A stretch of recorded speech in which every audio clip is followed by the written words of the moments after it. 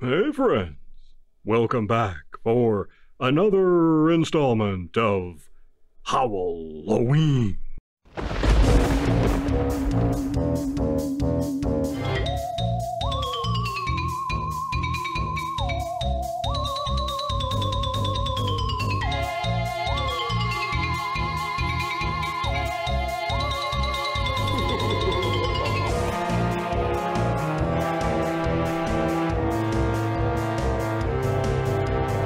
Howl-O-Ween, where we take a look at suitably spooky pictures for the Halloween season. This time, I thought we'd take a gander at that old standby, Dr. Jekyll and Mr. Hyde.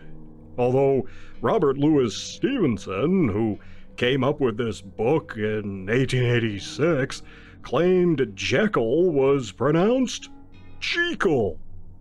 Well, that dumbass who came up with the animated GIF said it was pronounced Jiff, but that was a graphic animation, not a jar of peanut butter, proving that the creator of a thing isn't always right about it, just like George Lucas and Jar Jar.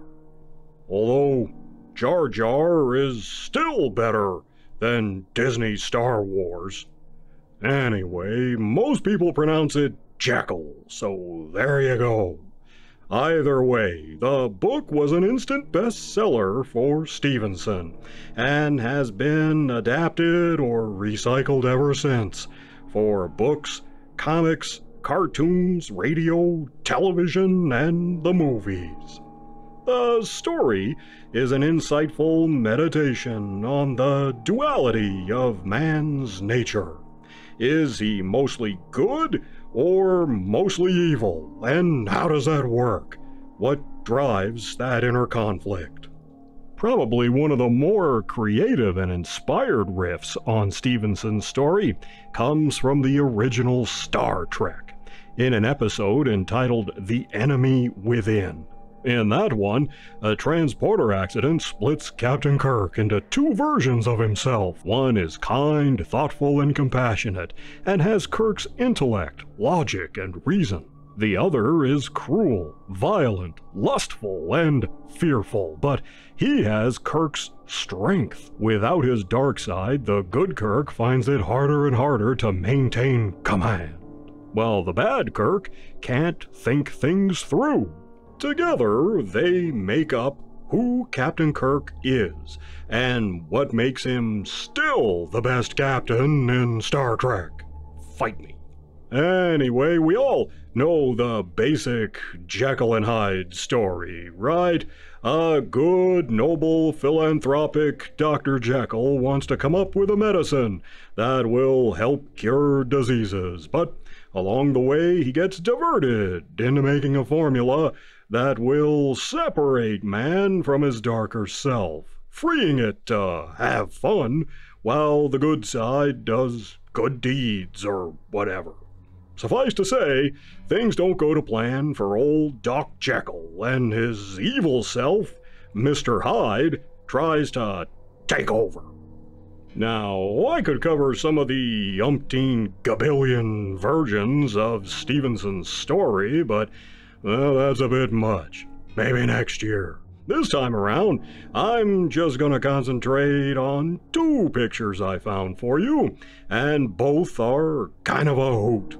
First up, from 1976, is a blaxploitation picture called Dr. Black and Mr. Hyde. In this one, Dr. Henry Pride, a successful doctor and researcher, has a free clinic in the inner city where he tries to help low-income residents. He's also working on a formula that he hopes will help cure liver disease, something he sees regularly due to patients suffering from alcoholism, drug use, and hepatitis, among other things. He tries using the formula on a patient, an old lady who's dying. She turns into a white-skinned zombie-type killer before she croaks. He also starts dating one of his patients, a lady for hire. Well, so much for ethics. Am I right, Doc? Well, naturally, Doc Pride decides to use the formula on himself, which turns him into a crazed, white-skinned killer. I didn't see that one coming. Did you? Okay. But this one's actually pretty good as far as blaxploitation pictures go. It's dopey, but it moves along and it's kind of fun to watch.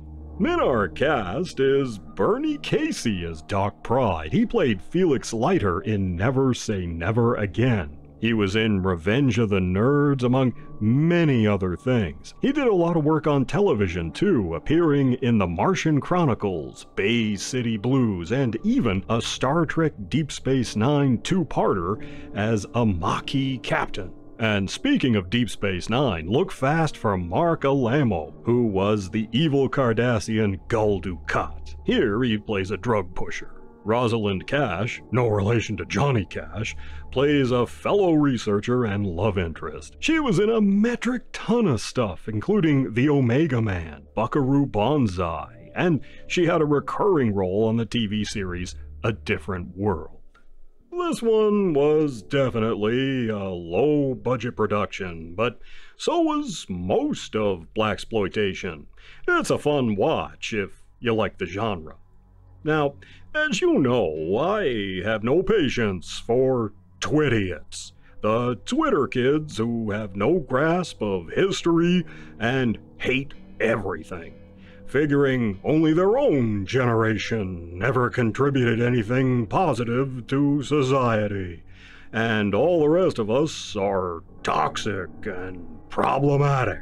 Despite being in their 20s or older, they have the emotional maturity of a 14-year-old, their emotional growth having been stunted by social media addiction.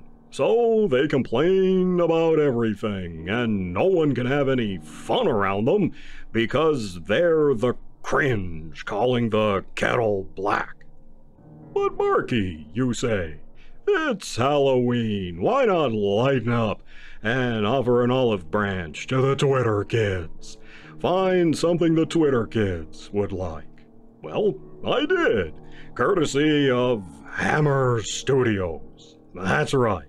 It's none other than Dr. Jekyll and Sister Hyde from 1971. In this one, the noble Dr. Jekyll, played by Ralph Bates, wants to make a formula that will cure diseases and reverse the effects of aging. So far so good, right? But it turns out he's basically created HRT. His formula doesn't turn him into Mr. Hyde, but Sister Hyde.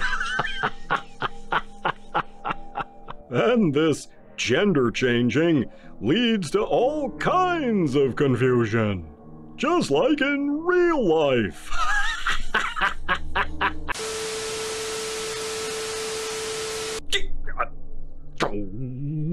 Well, anyway, they cleverly tie in Jekyll and Hyde with Jack the Ripper, Jekyll killing women and using the victims for his experiments.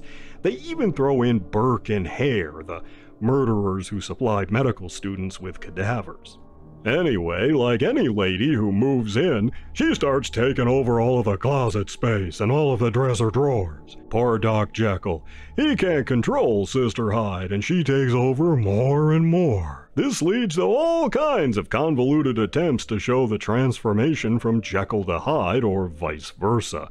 Some of them work, and some of them don't. And Doc Jekyll is interested in this cute chick who lives upstairs in his apartment house. Well, Sister Hyde is hot for the girl's brother.